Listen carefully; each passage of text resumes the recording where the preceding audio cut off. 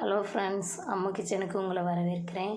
இன்றைக்கி நம்ம என்ன பார்க்க போகிறோம்னா ரசம் வைக்க போகிறேன் என்னோடய ஸ்டைலில். வாங்க பார்க்கலாம் எப்படி செய்கிறேன்னு. ஒரு 2 வரமிளகாய் எடுத்துக்கலாம். அதை ஃபஸ்ட்டு நம்ம தீயில் இந்த அளவுக்கு நல்லா வாட்டி எடுத்துக்கலாம்.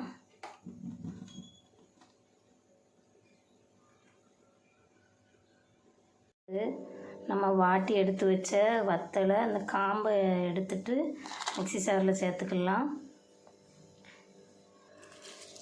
ஒரு பூண்டை ஆட் பண்ணிக்கலாம்.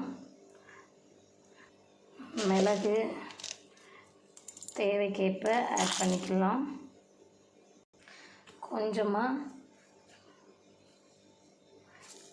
காயப்பொடி ஆட் பண்ணிக்கலாம். ஒரு தக்காளி ஆட் பண்ணிக்கலாம். கொஞ்சமாக மஞ்சள் பொடி,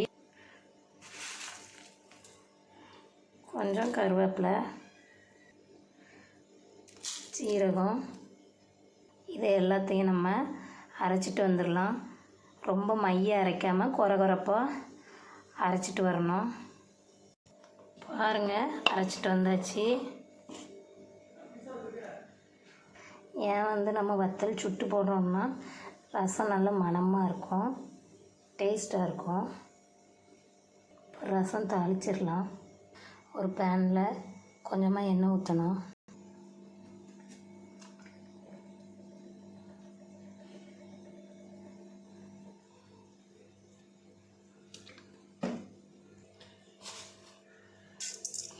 கடுகு போட்டுக்கலாம்.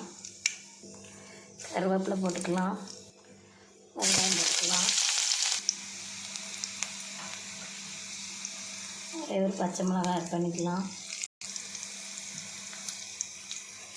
ஒரு தனியாக தக்காளி ஆட் பண்ணிக்கலாம்.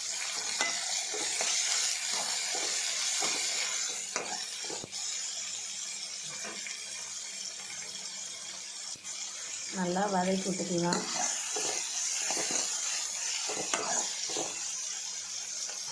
உப்பு ஆட் பண்ணிக்கலாம்.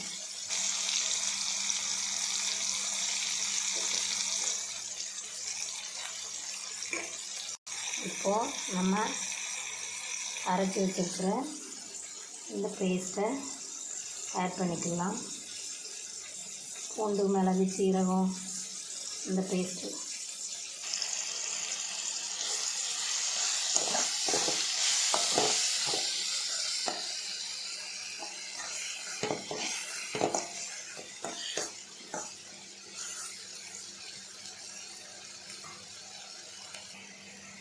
நல்லா வதக்கி விடணும். நல்ல வாசம் வரும்.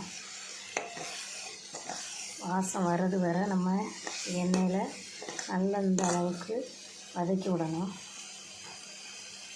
அடுத்து நம்ம கரைச்சி வச்சுருக்கிற புளி கரைசலில் ஒரு தக்காளியை நல்லா இந்த மாதிரி பிசையணும்.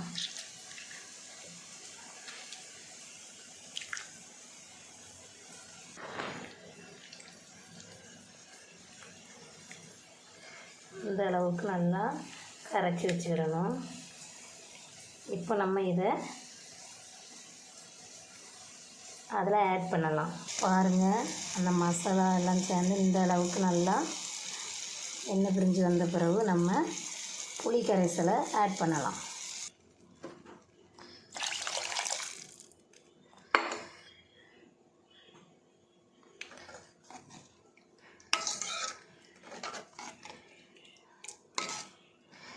இப்போ நம்ம ரசத்துக்கு தேவையான தண்ணியை ஆட் பண்ணிக்கலாம்.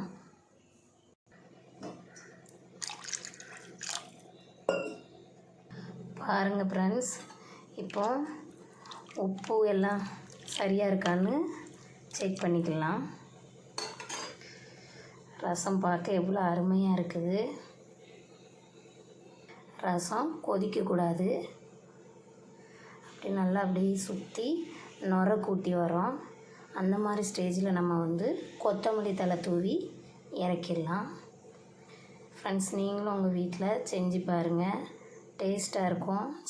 செஞ்சு பார்த்துட்டு சொல்லுங்கள் எப்படி இருந்துச்சுன்னு. கொத்தமல்லி தழை தூவிடலாம். இப்போது சுவையான ரசம் ரெடி. ஈஸியாக செஞ்சிடலாம். நீங்களும் உங்கள் வீட்டில் செஞ்சு பாருங்கள். குழந்தைங்க முதல் பெரியவங்க வர விரும்பி சாப்பிடுவாங்க.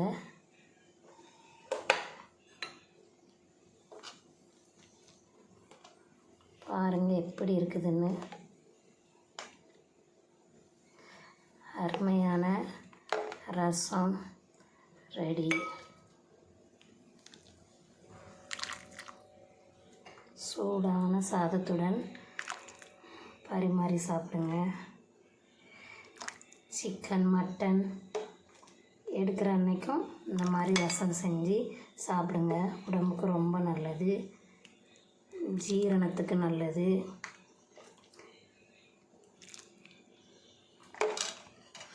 நீங்களும் உங்கள் வீட்டில் செஞ்சு பார்த்துட்டு எப்படி இருக்குன்னு சொல்லுங்கள். தேங்க்யூ.